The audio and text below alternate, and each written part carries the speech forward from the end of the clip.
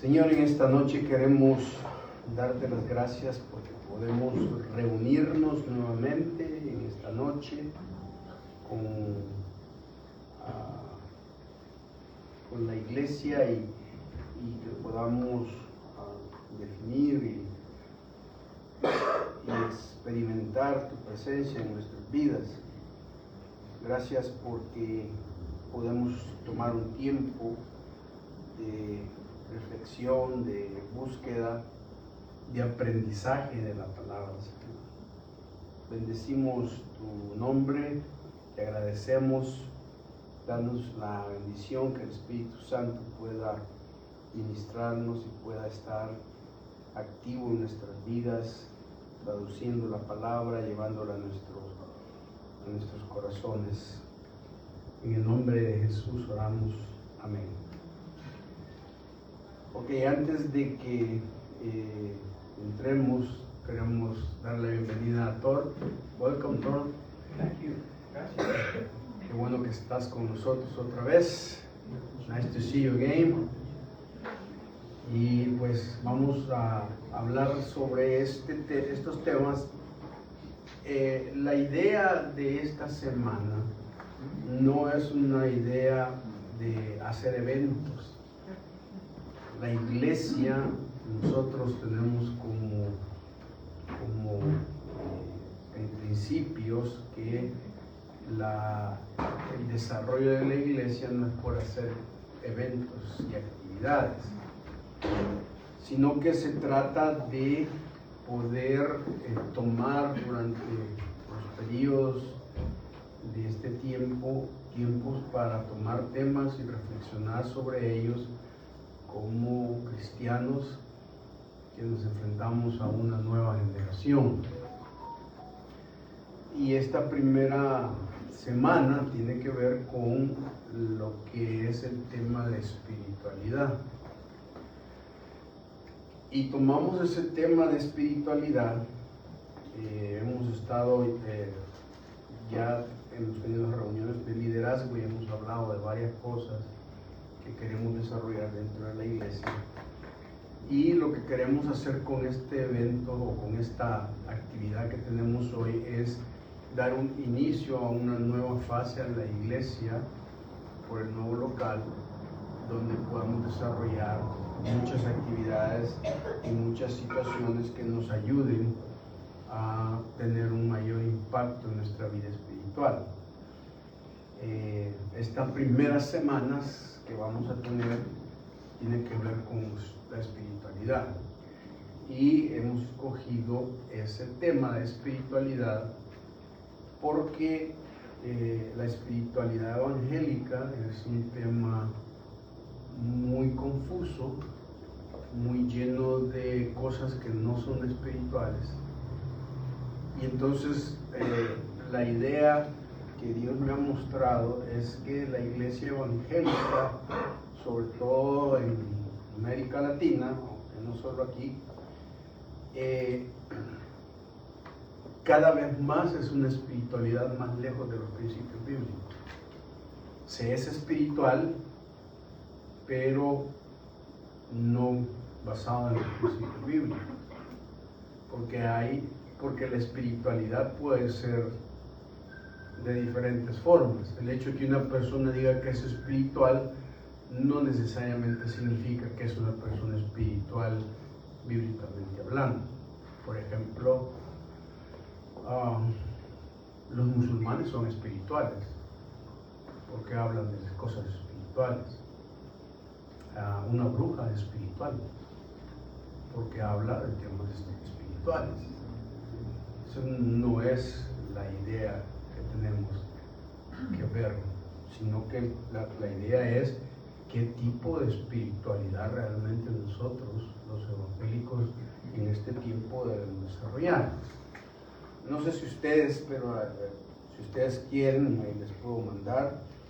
Escribí un libro que se llama Espiritualidad Desordenada, y es un libro que trata sobre el hecho de que la espiritualidad evangélica necesita retomar las bases bíblicas y ser realmente espiritual en lo que el texto y la palabra de Dios dicen y no en las costumbres y las prácticas y los pensamientos de los seres humanos nos quieren imponer. Porque hay cosas que nosotros hacemos espiritualmente hablando que simple y sencillamente pueden ser prácticas, pero no necesariamente son prácticas aprobadas por Dios, ni son prácticas que realmente son respaldadas por la Biblia.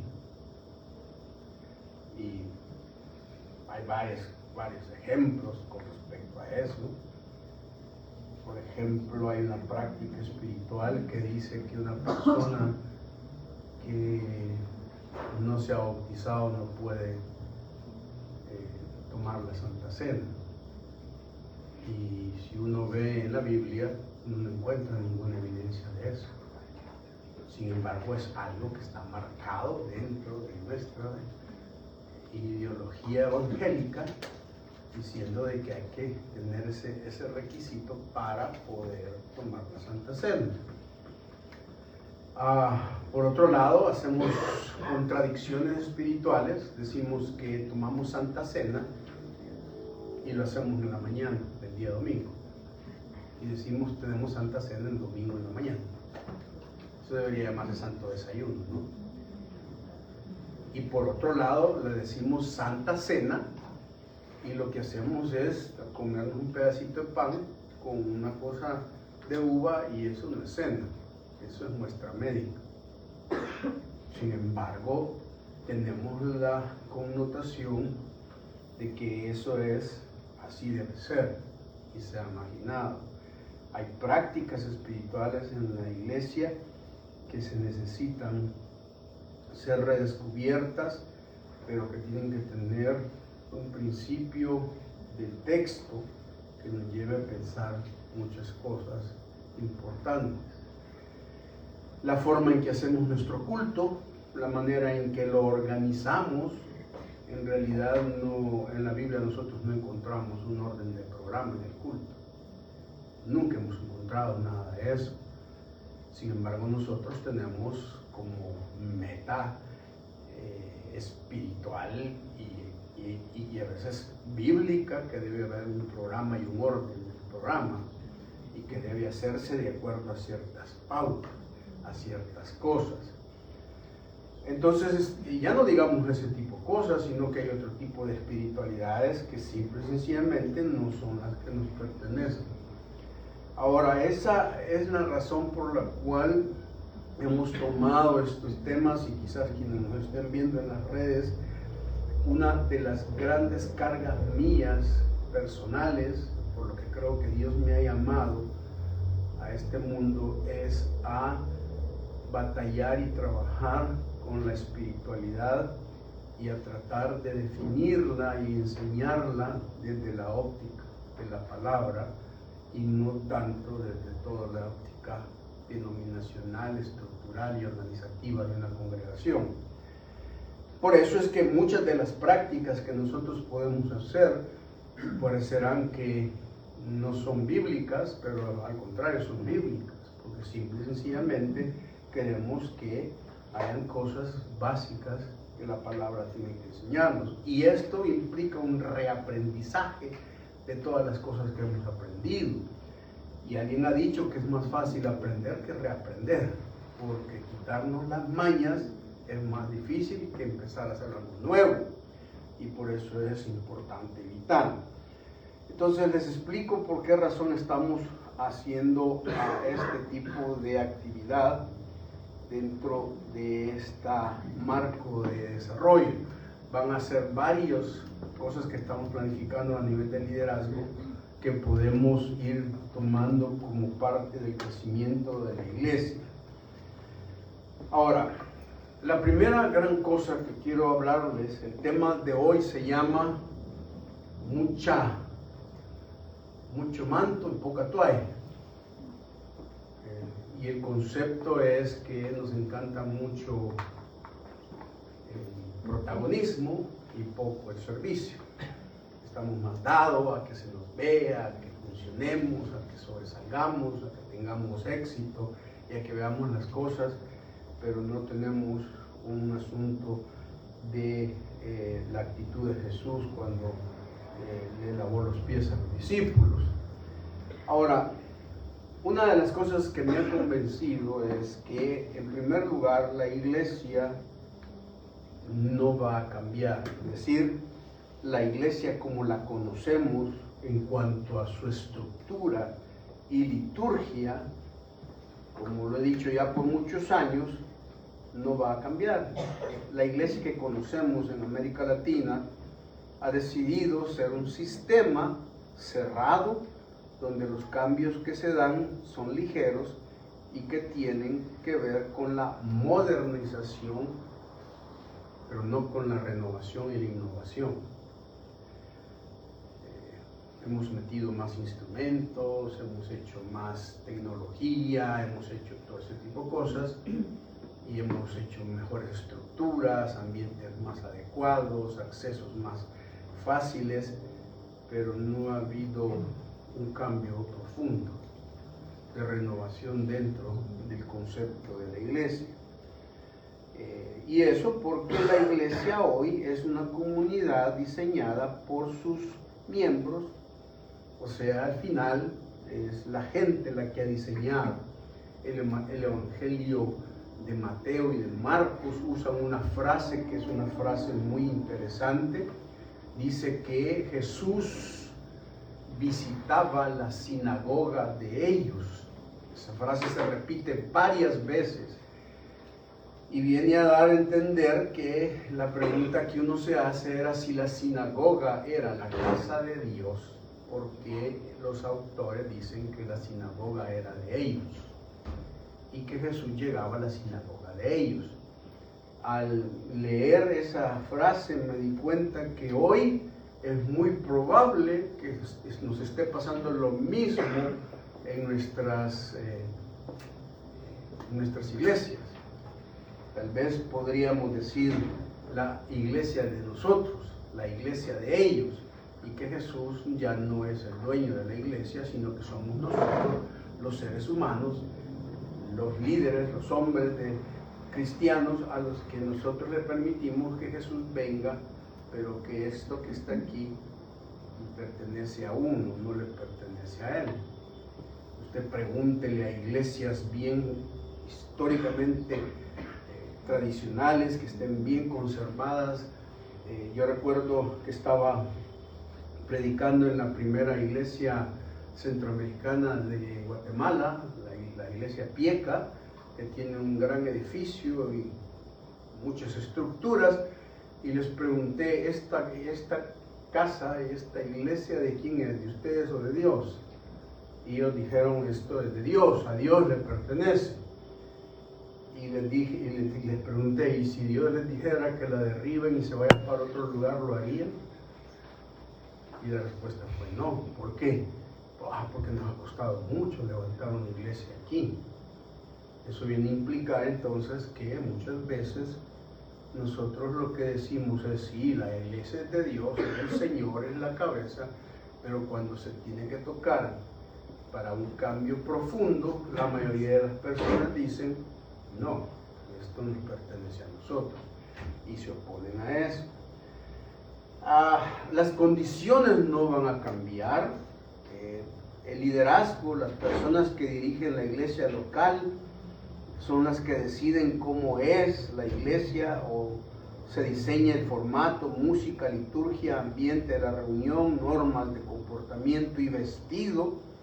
Esa es otra cosa, la gente tiene su criterio de cómo una persona debe venir vestida a la iglesia, cómo debe presentarse ante la iglesia, porque el privilegio ocasiona de que tengamos que ser. Si bien es cierto que no se trata de que sea un club donde podamos venir desordenados como se nos antoje, pero en realidad no es tanto como venimos vestidos, sino como viene nuestro corazón interno con respecto a eso. Y hay muchas personas que todavía siguen en ese concepto y también extrañan los ambientes de reunión tradicionales, los métodos de enseñanza y las formas pastorales que que nosotros hemos impuesto, y muchas veces eso es lo que hacemos en nuestras reuniones. Ahora, observen una cosa. Si te tomas tiempo o se toman tiempo para investigar, vamos a encontrar muy interesantes datos en cuanto a la demografía que existe en Latinoamérica hoy. Y esto tienen que ponerle mucha atención. ¿Sabían ustedes que la edad promedio del latinoamericano en el año 2024 es de 27 años? Esa es la edad promedio. Y no solamente esa es la edad promedio de 27 años, sino que está bajando. Es decir, se va haciendo más joven. Por ejemplo, en Argentina la edad promedio es de 29.7 años, pero por ejemplo en Guatemala y en El Salvador la edad promedio es de 19.5 años. Significa que cada vez más los países y los continentes se van haciendo más jóvenes, hay más juventud. Eso significa entonces que la idea de esto, la edad del latinoamericano promedio entonces es de 27 años y está bajando, o sea que la población se está volviendo más joven. Ahora, se calcula que hay más o menos 50 millones de cristianos en Latinoamérica. Y el promedio de muchas fuentes, ya que ninguna es exacta, dice que la edad promedio del cristiano latinoamericano es de 42 años. Y esa edad va subiendo.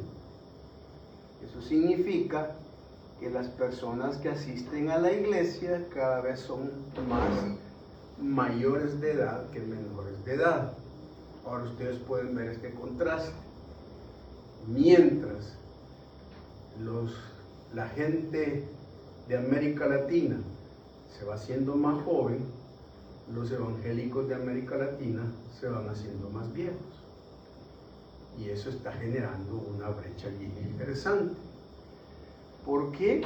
Porque simple y sencillamente, si contraponemos estas cifras, nos damos cuenta que la sociedad se está volviendo más joven y la iglesia más vieja. Y algunos dirán que esto no es cierto porque donde quiera que voy decimos, veo jóvenes en la iglesia, pero esto es un espejismo, porque los eventos especialmente musicales y son primordialmente concurridos por jóvenes, no se puede juzgar por lo que vemos en esos eventos o por lo que se ve en las grandes mega iglesias, porque otra estadística dice que el promedio de las iglesias en América Latina es de 200 personas. Las mega iglesias son fenómenos extraños que no representan que la iglesia sea grande por esas megas iglesias. Y eso viene a demostrar entonces que cuando la gente mira estas iglesias enormes, a la verdad, las megas iglesias son el 0.03 de porcentaje evangélicos en América Latina. Significa que la mayor parte de los evangélicos en América Latina están constituidos por iglesias pequeñas, no más de 200 personas. Y creemos que al ver esas grandes iglesias nosotros estamos teniendo un gran impacto dentro de eso. Las megas iglesias no son la mayoría y no contienen la mayoría de cristianos. Entonces, ¿por qué el cristiano promedio tiene 42 años? Bueno, es muy sencillo. Implica que la iglesia va creciendo en edad, y si el promedio de eso, hay otra cosa interesante. Hay una estadística que dice que el promedio de edad de los pastores en América Latina es de 40 años. Eso significa que es una posición, es una ventaja, porque estamos hablando de personas que ya tienen cierta experiencia y ya han vivido con ciertas experiencias y no están comenzando en sus propias vidas. Lo que pasa es que si el porcentaje de pastores en las iglesias es de 40 años y la gente es de 42 años y va subiendo, es lógico que el pastor y la gente programe su iglesia para una audiencia de 40 y 42 años, dejando a un lado las nuevas percepciones de la juventud. Por eso es que la iglesia simple y sencillamente ha hecho una brecha, y por eso ustedes miran que la mayoría de las nuevas generaciones emergentes no coinciden o se adaptan, pero están inconformes a un esquema establecido por personas con una mayoría de madurez y de edad.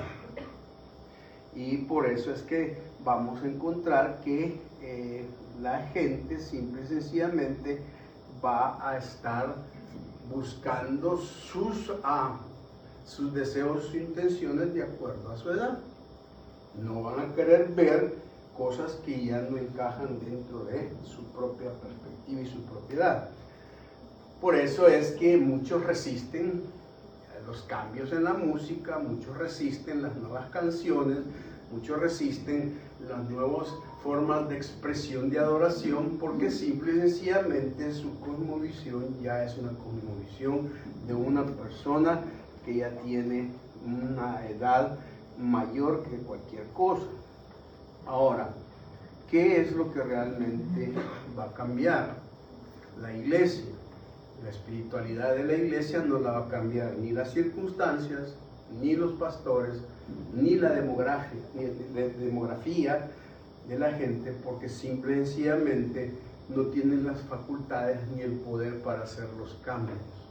Entonces necesitamos pensar qué cosas es lo que va a cambiar la iglesia.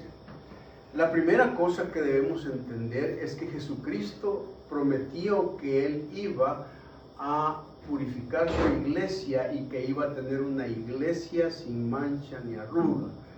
Y el concepto de mancha y arruga se puede ver desde dos perspectivas. Uno se puede ver de la perspectiva de la pureza de algo, o también se puede ver de la perspectiva de la juventud y la vejez, porque una persona vieja tiene manchas y tiene arrugas, y no necesariamente es una persona impura. Lo que Jesucristo prometió es que la iglesia en los finales tiempos tendrá y va a pasar por un periodo de adaptación y purificación y de avivamiento que Dios va a traer al mundo, de alguna manera lo va a hacer, y todos tenemos esa promesa. Vamos a llegar bien esteticados, ¿cómo se llama? Con cirugía plástica a la presencia de Dios, sin manchas y sin arrugas, bien con botox y con todo eso. Vamos a llegar bien jovencitos, porque Dios va a hacer eso con cada uno de nosotros. Algunos nos va a tener que hacer liposucción o un bypass gástrico para que podamos llegar como Dios quiere que lleguemos ante la presencia de Él. Ahora, lo que va a ocurrir, lo que está ocurriendo hoy, es que cada vez más tenemos personas que hacen iglesia fuera de las cuatro paredes. Y eso en un sentido nos está dando un reto, porque nosotros siempre estamos insistiendo en que la espiritualidad de una persona se basa en las horas bancas que utiliza y en la cantidad de cultos a los que asiste y a las reuniones que vienen, haciéndonos ver que eso es importante. Y muchas personas utilizan versículos fuera de contexto, o eslogans o situaciones para hacer que las personas tengan un cargo de conciencia o temor de venir a la iglesia, porque les metemos la idea de no dejando de congregarse, como algunos tienen por costumbre, Hebreos 10. Y si uno analiza bien ese texto, uno tiene que empezar a preguntarse si cuando se escribió el libro de los Hebreos, ¿Qué entendían ellos por congregarse? ¿Entendían que iban a un templo, juntarse para reunirse a un culto? Difícilmente van a entender congregarse desde esa perspectiva. Congregarse tenía que ver con reunirse y hablar de Dios en distintas partes en un ubicado uno. Y había muchas otras cosas que simple y sencillamente se dan dentro de ese contexto. Ahora, no quiero decir con esto de que la gente puede faltar a su antojo en la iglesia y que la iglesia, el lugar donde nos reunimos ya no es necesario. Claro que sí, es importante, pero simple y sencillamente una persona que asiste a la iglesia y que está viniendo todos los días no necesariamente hace que la persona realmente haya entendido la espiritualidad en su vida, porque el venir a los cultos y el estar presente no lo hace superior a uno que no venga. Lo que hace superior a esa persona, o no superior, sino lo que hace diferente, es su corazón y la manera en que entiende lo que Jesús hace. Hace algunos años leí un libro que se llama Me robaron el Ignario, y es un libro muy interesante porque analiza todo el concepto de la pérdida de lo tradicional de las iglesias, donde se nos decía que para ir a la iglesia un cristiano fiel debía llevar su Biblia, su ignario, y algunos decían su chequera, ¿verdad? Ahora dicen la Biblia y la chequera, algunos dicen solo la chequera, pero la idea era que tenemos una serie y muchos seguimos anhelando muchas cosas que ya no van a volver. Ahora, ¿qué es lo que tenemos que entender con respecto a lo que es la espiritualidad? La espiritualidad, como les he mencionado varias veces, no es hacer lo que Jesús dice, porque hacer lo que Jesús hizo es imposible. Nosotros no podemos hacer lo que Jesús hizo, nunca lo podremos hacer. Lo que Dios nos mandó a hacer es a imitar el camino por el que Jesús transitó, con nuestras propias personalidades y con los recursos que Dios nos dio. Eso significa ser cristiano. Ser cristiano significa entonces relación y movilidad, es estar a la par de Dios, conocerlo y moverme en el camino en el que Él se mueve. Eso es lo que significa en la Biblia el seguimiento de Jesucristo. Ahora, una de las cosas interesantes es que al ver el modelo de Jesús, nosotros podemos ver varias cosas importantes. Y hay dos símbolos que quiero utilizar en esta noche. Están en Juan 17.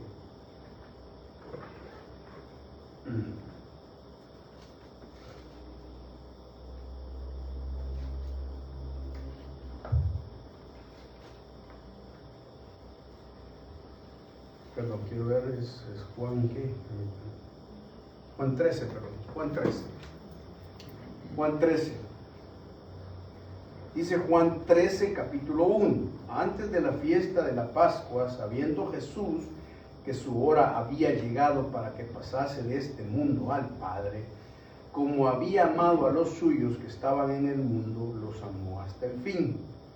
Y cuando cenaban, como el diablo ya había puesto en el corazón de Judas Iscariote, hijo de Simón, que le entregase, sabiendo Jesús que el Padre le había dado todas las cosas en las manos y que había salido de Dios y a Dios iba, se levantó de la cena y se quitó su manto y tomando una toalla se la ciñó.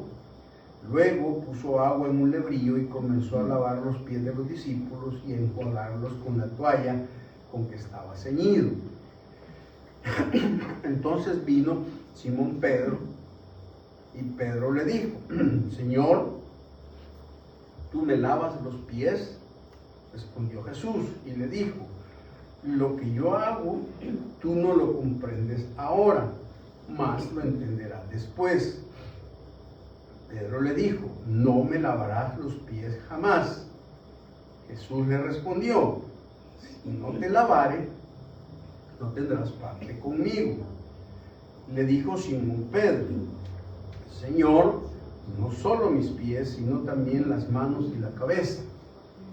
Jesús le dijo: el que está lavado no necesita sino lavarse los pies, pues está todo limpio.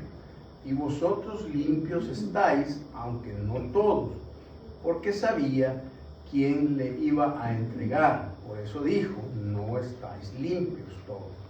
Así que, después que les hubo lavado los pies, tomó su manto, volvió a la mesa y les dijo, ¿sabéis lo que os he hecho? Vosotros me llamáis maestro y señor, y decís bien, porque lo soy.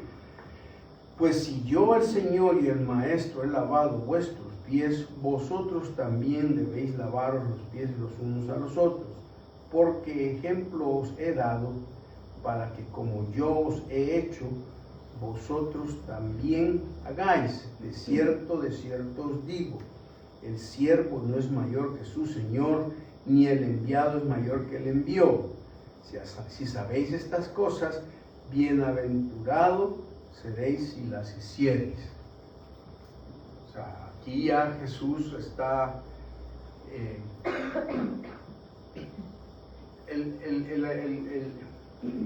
los capítulos 13 hasta el 17 es lo que se llama el aposento alto, la revelación del aposento alto. Esa parte, esos capítulos que Juan habla, es el único que habla de lo que ocurrió dentro del aposento, nos muestran a un Jesús que les está dando a sus discípulos las últimas instrucciones antes de ir a morir en la cruz. Son como las palabras más íntimas, y por eso es tan vital que lo hace dentro del contexto de una comida, de una cosa informal. Y se sienta con ellos y les dice, miren, quiero compartirles cosas privadas, cosas que son trascendentales, que solo ustedes en la intimidad conmigo en el aposento alto pueden entender. En este contexto Jesús les introduce el concepto del Espíritu Santo, que vendrá otro Consolador. Les introduce el concepto del cielo y les dice, miren, en la casa de mi Padre muchas moradas hay, voy allá a prepararlos y ustedes van a estar donde yo estoy. Les da el concepto de que sin mí nada podéis hacer, en Lucas 15, en Juan 15, el concepto de la vid, de lo que era todo eso.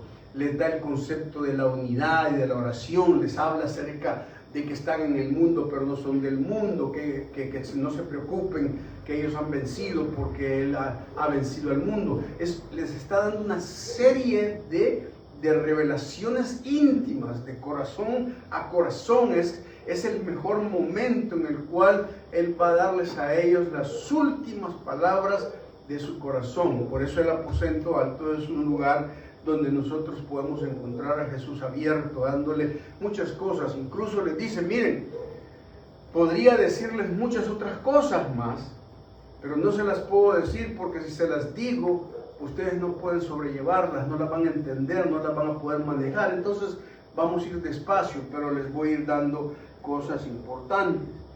Entonces allí mismo también Jesús confronta la traición de Judas. Le dice, mira, lo que vas a hacer, hacelo ya. Y Judas dice que se va. Los discípulos no conocen, no saben que Judas lo va a traicionar. Y entonces cuando Judas sale, Jesús se hace más íntimo porque ya no está el enemigo metido ahí oyendo lo que Jesús les está transmitiendo y queda en un ambiente más íntimo. Pero antes de llegar a eso, los discípulos han ido peleando porque ¿quién es el más grande? ¿Quién va a ser el que va a estar en el puesto mayor? Porque Jesús dice que se va a ir y va a morir. Y se han discutido eso. Incluso la mamá de Juan y de ¿cómo se llama? Y de Jacobo se ha atrevido a llegarle a decir a Jesús, mira, te quiero pedir un favor, hacerme la campaña. O sea, permití que cuando estés en la gloria, tus hijos, con toda la gente, permití que mis hijos, uno esté a la izquierda y a la derecha. Y es una madre reservándole el futuro a sus hijos espiritual. Esta mujer es muy agresiva y yo siempre he dicho que es una oración que Jesús no le contesta, porque es una oración que nace del egoísmo de una mamá que dice, yo quiero que mi hijo sea el mejor y que esté allí. Y Jesús le dice, eso no me compete dárselo a mí, eso no es a mi padre. Ahora, Lo interesante es que cuando la mujer le dice, ponga a mis hijos así, me imagino que Juan y Jacobo se han de haber sentido, no sé si incómodos, o tal vez dijeron, ay, han de echarnos la mano y ponernos, dando la recomendación con Jesús. Y dice el texto que Jesús, cuando la mamá le dice eso, dice que dirigiéndose a Juan y Jacobo, la idea que da es, la mamá llega pidiendo las más grandezas por sus hijos, y Jesús no le hace caso, sino que les dice a ellos, ¿ustedes están dispuestos a beber del vaso que yo bebo? Y los dos dicen, sí, ok, entonces eso sí pueden, van a beber del vaso, y ustedes verán que más adelante Jacobo es muerto, es el primer mártir en la ¿cómo se llama? En la persecución. En cierto sentido, quizás sí le respondió a la mamá que su hijo estuviera con él, porque lo mataron. Y se fue antes, fue el primer mártir, Juan fue el que quedó por último. Entonces, en medio de todo ese contexto, Jesús ahora quiere ilustrarles a ellos qué es realmente vivir una espiritualidad, qué representa el que usted y yo vivamos una espiritualidad en este tiempo. Y él va a usar dos conceptos. Va a usar la metáfora de la toalla y va a usar la metáfora del manto, que son los dos conceptos que nosotros podemos ver en el texto. Ahora, ustedes deben saber que el manto era lo que las personas utilizaban para ponerse externamente, para cubrirse. En realidad el manto era su vestimenta, y su vestimenta tiene que ver con su identidad. Los judíos no eran muy dados a muchas cosas, aunque algunos sí, los que eran portentanos, que eran de dinero, hacían muchas cosas, pero la gente común y corriente tenía sus mantos y eran lo que demostraba lo que era su identidad. Todos nosotros demostramos nuestra identidad de lo que nos ponemos encima y demostramos lo que creemos con respecto a eso, de nuestra dignidad. Ahora, lo interesante del manto es que el manto reflejaba o mandaba varios mensajes. Por ejemplo, para muchos el manto, ¿cómo se llama?, reflejaba el asunto del poder. Observen que Jesús dice en el versículo, Juan dice en el versículo 3, sabiendo Jesús que el Padre le había dado todas las cosas en las manos. O sea, estamos hablando de que Jesucristo tenía el poder total. Dios le había dado todas las capacidades a Jesús. Sin embargo, Jesús, con su manto de poder, que era lo que muchas veces demostraba, él simple y sencillamente se despoja de ese manto. Eso significaba que una persona, por el manto que utilizaba y por la vestimenta que utilizaba, podía demostrar que tan poderoso es. Y eso no es nada nuevo, ¿no? Ustedes podrán ver que eso ocurre en nuestras sociedades. La gente que viste de marca demuestra con su forma de vestir poder adquisitivo, dinero, ¿no? Y en la juventud no les gusta usar cosas que no sean de marca, sino que cosas que tengan caché, ¿verdad? O sea, algunos usan fila, otros usan fila, pero fila de hoyos en los zapatos. Es decir, la gente dice, no, es que esa marca, no, sí tiene que ser un Adidas, un Reebok, o los que sean famosos ahora, y la ropa que se ponen. Ahora, hay una gran ventaja hoy que uno puede usar ropa de caché, pero usa Imperium, ¿no? Y entonces puede usarla con mucho, ya no es tan, que digamos, que lo ha comprado en lo nuevo, pero la gente que se viste, han visto, a mí me da gracia ver que cuando hacen las cosas de Hollywood y todo eso, hay mara que llega ahí con unos vestidos y alquilan collares de perlas y de diamantes, y cuando le preguntan, es que este es un estilo, no sé qué, y otro, nos muestra el poder que podemos tener, ¿sí? Yo tengo un amigo pastor que tiene recursos y él se viste bien piqui, ¿no? O sea, solo de marca, no va a usar cualquier tipo de cosa. Y una vez estábamos en un retiro y él pone todas sus cosas en orden, con sus perfumes y todo lo demás. Y yo estábamos en el mismo cuarto, en el lugar donde estábamos, y mi desodorante era Brut, ¿verdad? Esos desodorantes. Y aquel andaba Pierre Cardin, qué sé yo. Yo andaba Pierre Cartón, o sea, era como totalmente diferente. No lo había comprado en la zona rosa, sino en la zona brosa. O sea, la idea era, y el tipo, cuando entra, que yo me había echado desodorante, pues, ¿qué apesta aquí? A perfume barato. Y entonces le mencioné a la que lo había traído al mundo y le dije un par de cosas y le dije que si no le gustaba mi perfume, que me comprara uno.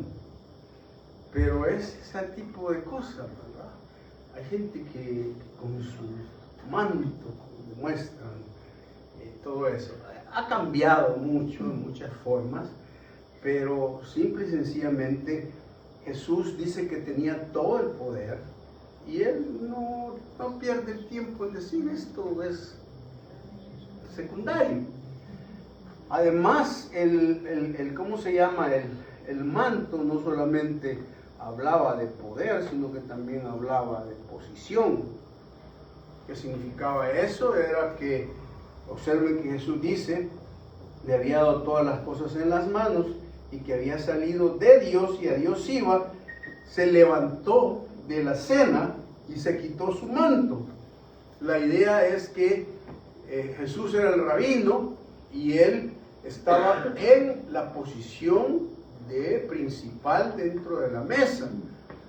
Su posición era la del número uno, y lo que Jesús hace es que simple y sencillamente renuncia a esa posición en la que está, porque quiere demostrarles a ellos que las personas, la gente que tiene una verdadera espiritualidad no es adicta a la posición, ni le encanta estar en primer lugar, sino que la persona de éxito es aquella que desciende. Y cuando una persona está arriba y cae abajo, el mundo lo mira como alguien que ha fracasado, como alguien que simple y sencillamente ha sido un perdedor.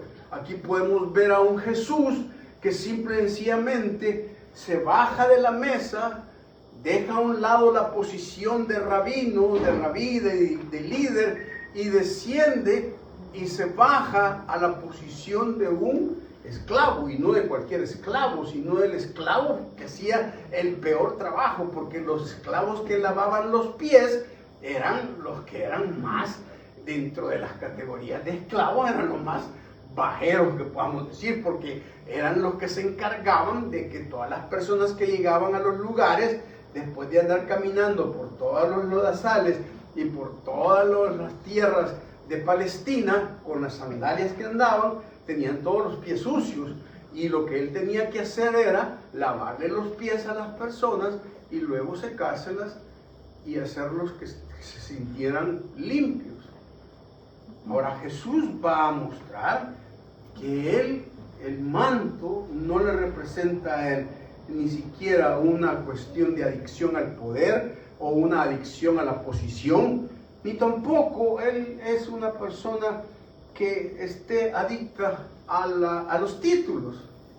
Porque al final, que Jesús se quite su manto y haga todo eso, está renunciando al título de rabino, al título de rabí, al título del hombre principal.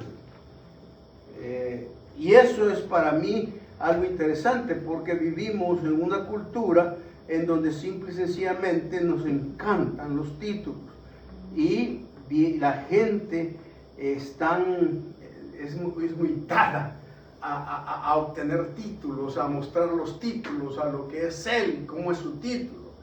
Por eso a mí me pone nervioso y me pone incómodo cuando una persona se presenta a sí misma primero poniendo su título. ¿Cómo se llama usted? Yo soy el licenciado fulano de tal. ¿Cómo se llama usted? Yo soy el doctor fulano de tal. Y yo le digo, yo no le pregunté qué hace, le pregunté cómo se llama.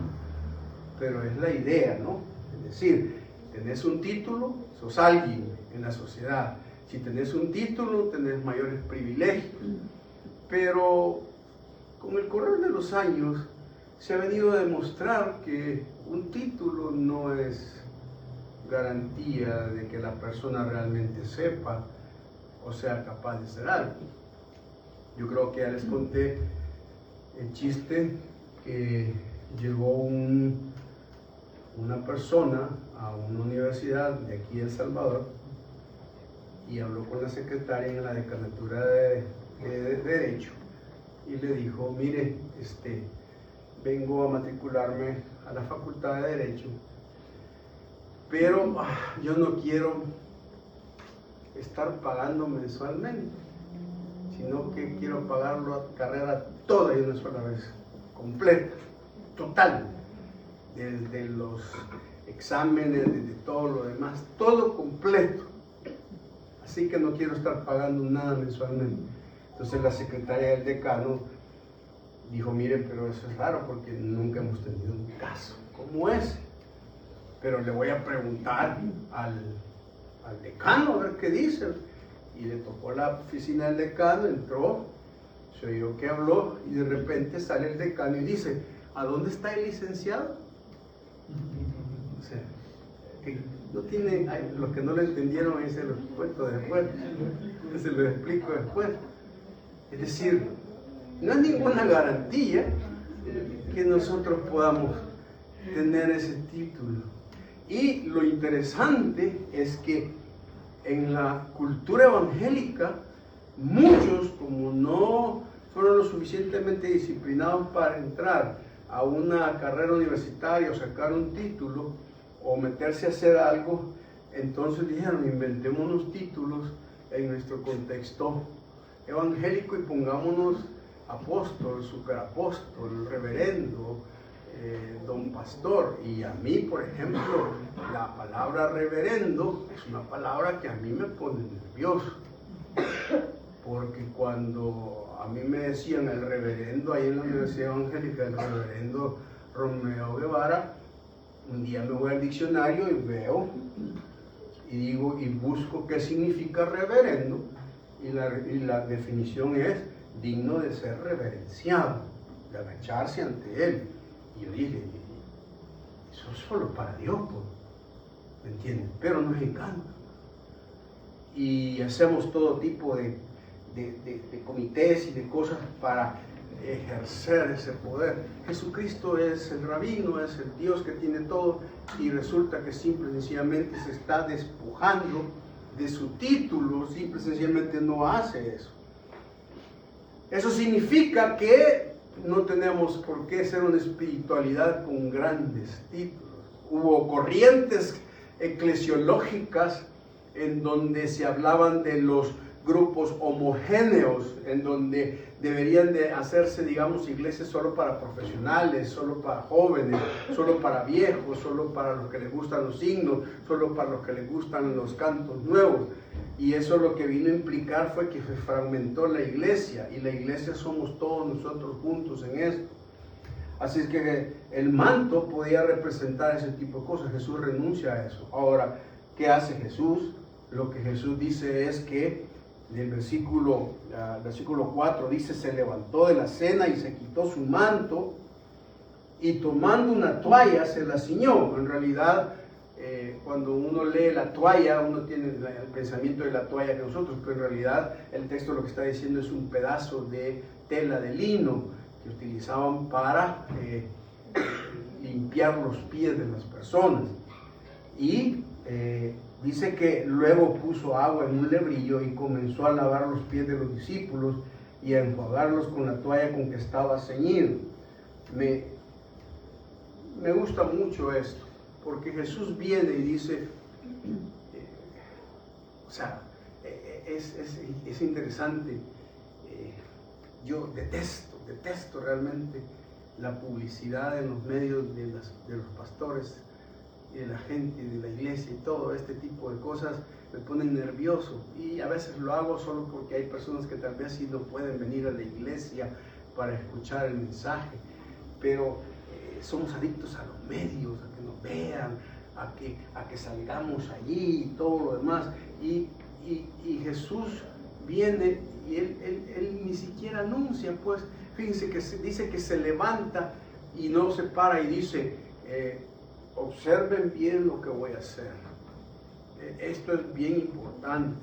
Y no se para enfrente para que todo el mundo lo vea, que va a ser un acto humilde de servicio. No, Él se para, viene, y me encanta porque muchas personas creen que la manera en que son importantes tiene que ver con los recursos que manejan.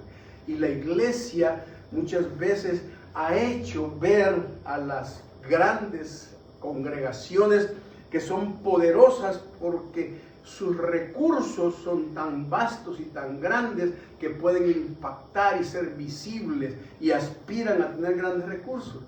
¿Cuáles son los recursos de Jesús aquí? Un huacal, agua, una toalla. ¿Sí? Esos son sus recursos. Pero los recursos no son la meta de Jesús. ¿Por qué? Porque con esos pocos recursos puede enseñarnos y demostrar grandes valores espirituales en nuestra vida.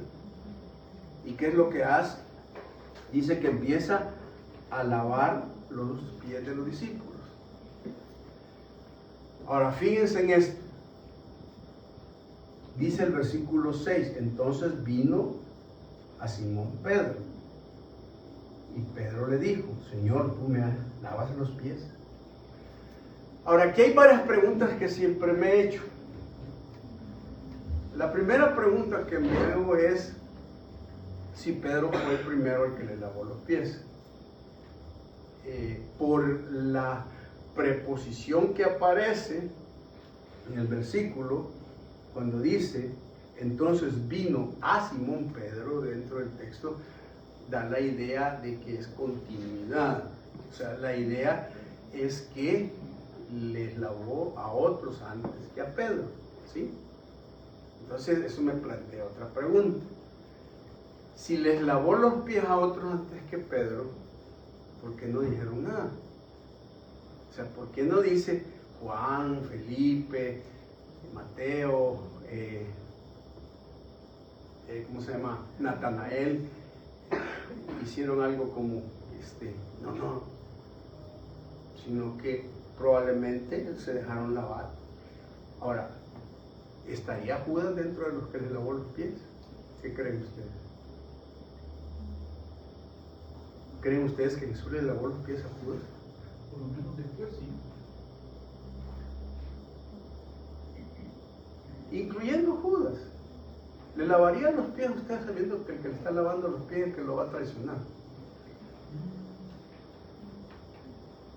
Sabiendo que esa persona a la que le está usted haciendo el servicio es la persona más malvada, y no solamente eso, sino que el texto dice que es una persona que está endemoniada, porque el pasaje dice que ya había entrado en Judas Satanás, no es cualquier demonio, sino Satanás, el propio pasucho de la maldad. O sea que este hombre destilaba maldad, no solamente por lo que él era, sino por lo que lo estaba dirigiendo y lo estaba poseyendo. Ahora, aquí yo miro una cosa interesante, porque entonces cuando llega con Pedro, Pedro sí es el tipo de persona que va a cuestionar.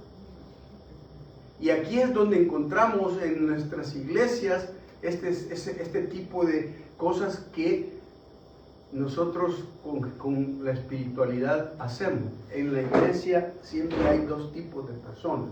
Uno, los que no dicen nada, que toda la vida viven callados, que no expresan nada, que no cuestionan nada, que no preguntan nada, que simplemente son masas inertes, sin voz ni nada dentro de la iglesia. ¿Por qué? No les gusta ser observados, no les gusta salir del anonimato, no les interesa complicarse la vida diciendo cosas. Pero también no solamente hay las personas que no dicen nada, sino que están las que sí siempre cuestionan y siempre preguntan. Pero lo que Pedro hace en cuanto a su forma de acercarse, observe, le dice en el versículo 6, entonces vino a Simón Pedro y Pedro le dijo, Señor, ¿tú me lavas los pies? La primera gran cosa que uno puede ver en la historia con Pedro es que la idea es, Señor, estás manchando tu dignidad conmigo. O sea, no se trata de que yo venga y realmente me lave los pies. La idea de Pedro, ¿saben cuál es? Pedro tiene una espiritualidad cerrada, una espiritualidad esquematizada, una espiritualidad que él dice, no es posible que Jesús me toque y me lave los pies. Entonces la idea de Pedro es, ese esquema que yo tengo es el esquema y no me lo puedes violentar. Y entonces Jesús viene y le dice, la respuesta de Jesús dice, le dijo, lo que yo hago, tú no lo comprendes ahora, mas lo entenderás después. Esto es bien importante porque, hermanos, quiero decirles esto. Cuando Dios hace cosas en nuestra vida que no las entendemos, y cuando Dios hace cosas que nos hace ver a un Dios, nos comportamos, nos vestimos, comemos, actuamos, todos tenemos. Y cuando nos sacan de los esquemas, entramos en serios problemas de incomodidad. ¿Quieren un ejemplo? Vale, les voy a pedir a todos, aquí prestenme atención, les voy a pedir a todos que crucen las manos.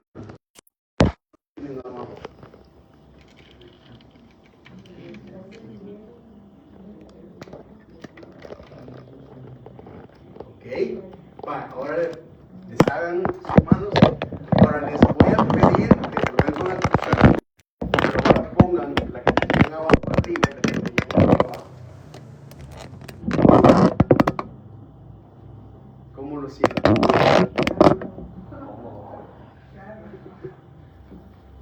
Imagínense ustedes que todos nosotros tenemos ya esquemas bien marcados y ya no digamos los esquemas espirituales que podamos tener.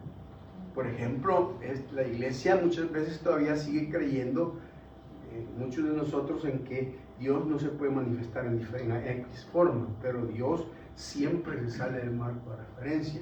Y Pedro dice, uy, este Jesús no lo conozco, este Jesús no sé quién es. Y por eso le pregunta, maestro, ¿me estás lavando los pies a mí? Y Jesús le dice, Pedro, madura, y cuando madures vas a entender por qué estoy haciendo esto.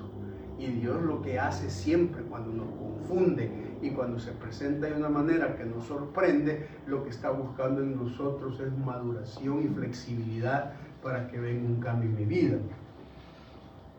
Entonces, mire lo que hace Pedro. Pedro le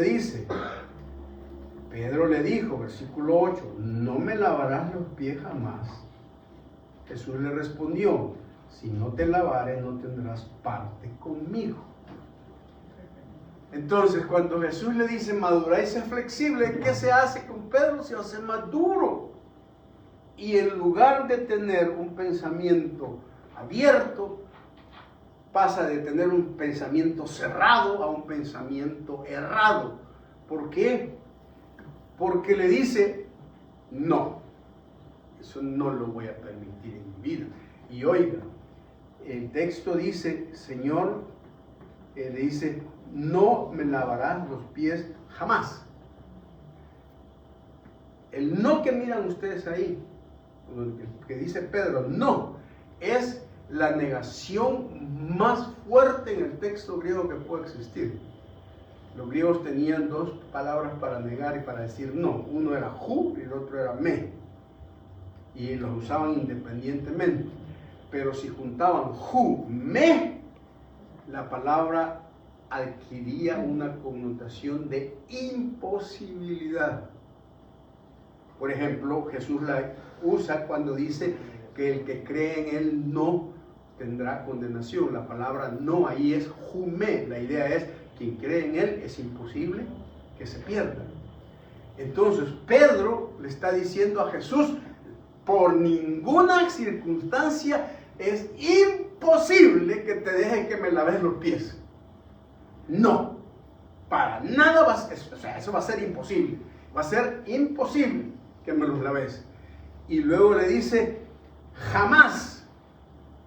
La idea es, no te voy a dejar bajo ninguna circunstancia, ni ahora ni en la eternidad, porque la palabra jamás es por lo eterno.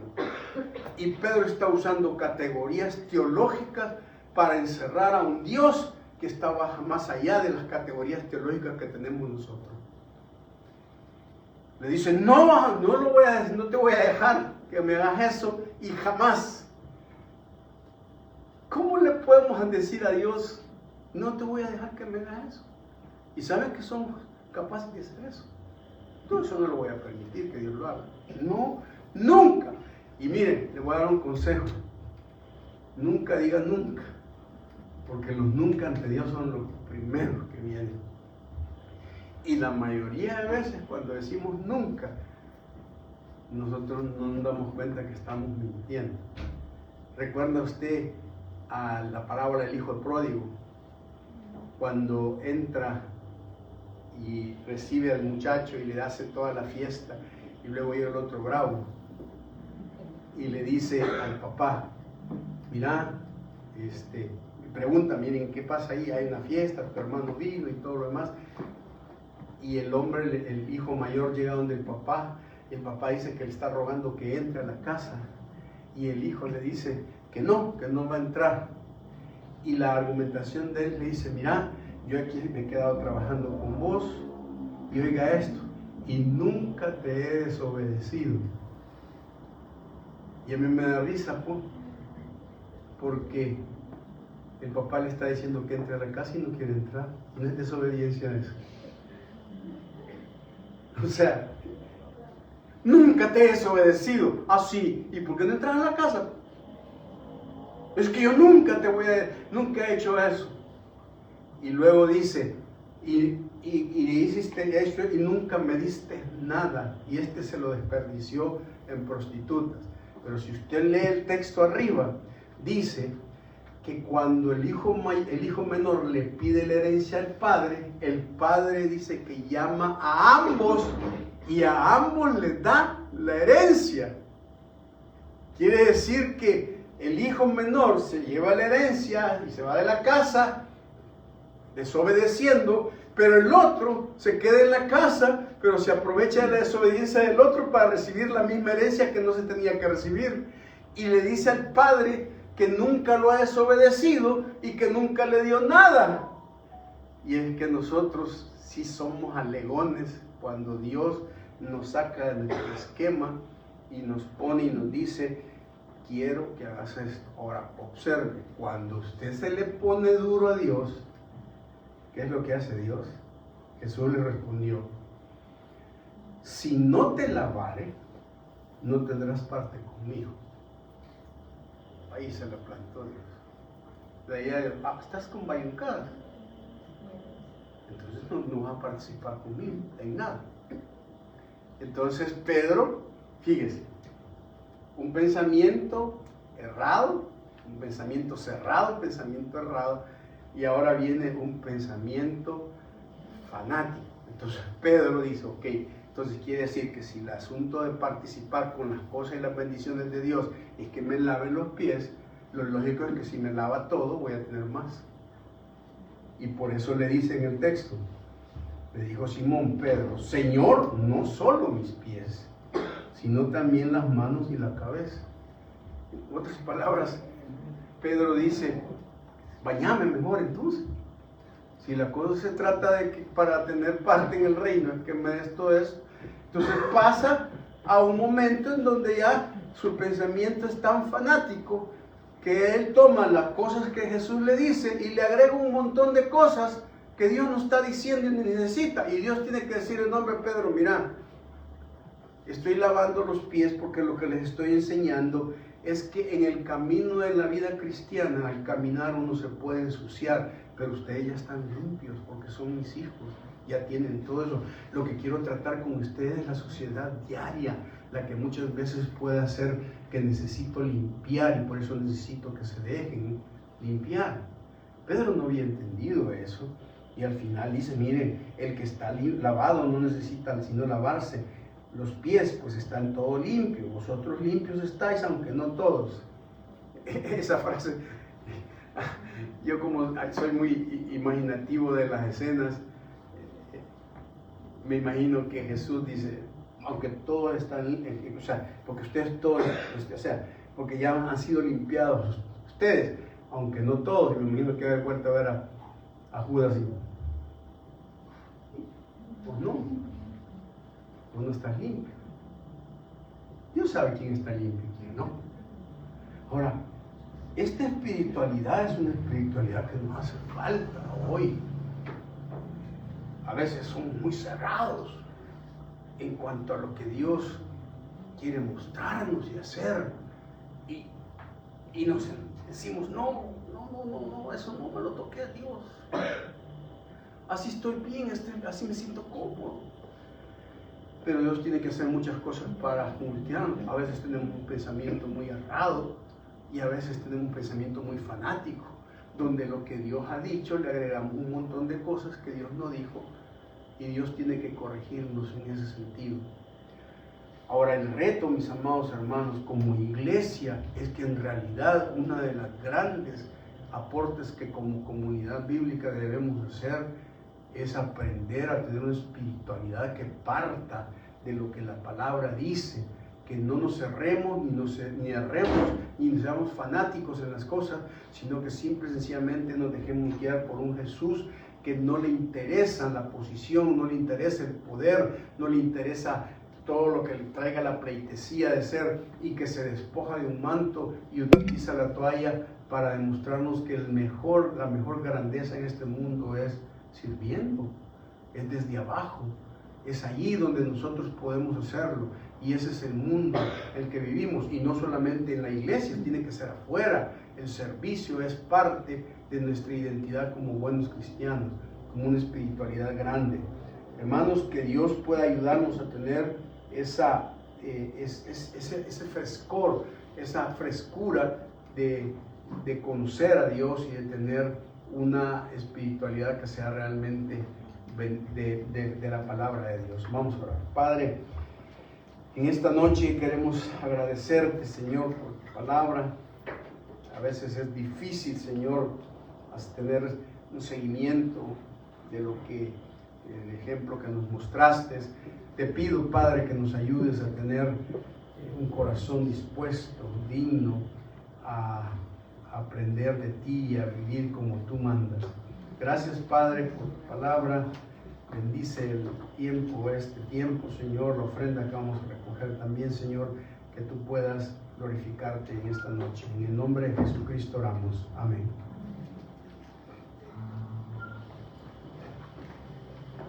Hermanos, vamos a orar por la ofrenda.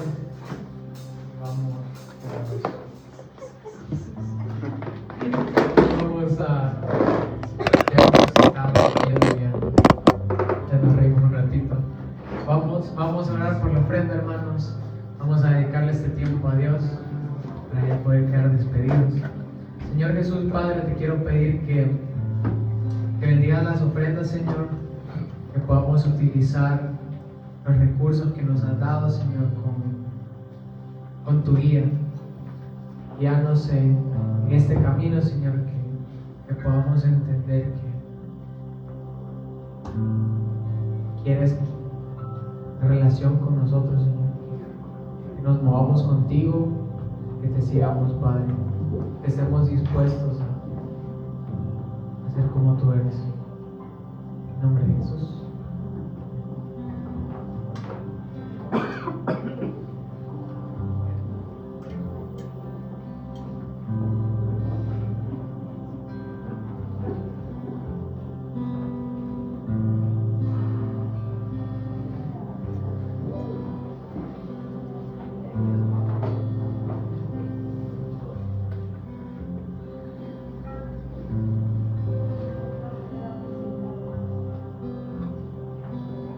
Bueno, hermanos, y como se siente usted cómodo, si gusta ponerse en pie, si gusta quedarse sentado, pero tomemos este momento para, antes de despedirnos, alabar el nombre de Dios.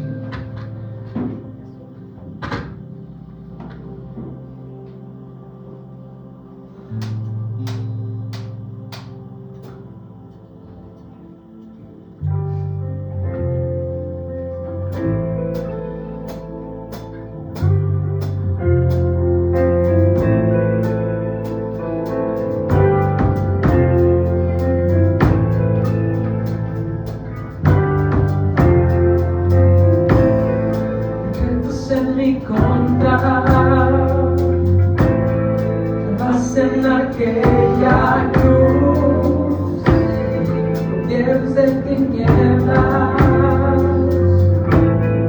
expuestos fueron por tu luz y tu voz, nos avergonzó, en Cristo los has vencido, tu voz me levantó, por Cristo ahora vivo, por Cristo vivo. No hay maldad que ante ti se levante, no hay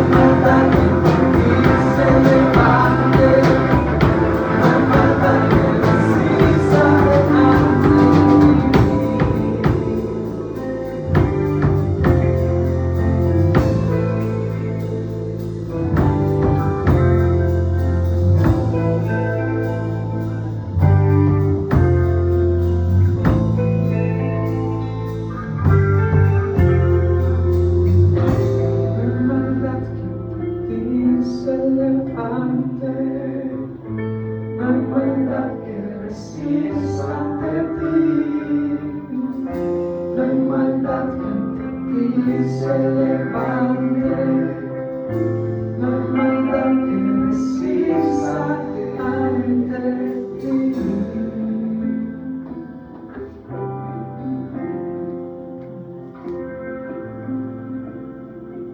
Señor Jesús, no hay nada que se levante ante ti, Padre. Eres el Señor nuestro Dios. Señor, cada vez acercarnos más a ti, Señor, a tu corazón, Padre. Que podamos seguir la guía y el ejemplo de Jesús, Señor. Que estemos dispuestos, Señor, a quitarnos el manto, Señor, a ser serviciales, a tomar la toalla, Señor, y seguir tu ejemplo, Padre. Señor Jesús, gracias, Padre. Te pido que bendigas esta semana, Señor, que vamos a escuchar de ti, que vas a hablar a esta generación, Señor, y a otras más. Señor, te quiero pedir que lo bendigas. En el nombre de Jesús oramos. Amén y amén. Bueno, hermanos, bendiciones, buenas noches, nos esperamos mañana. Descansen, nos vemos.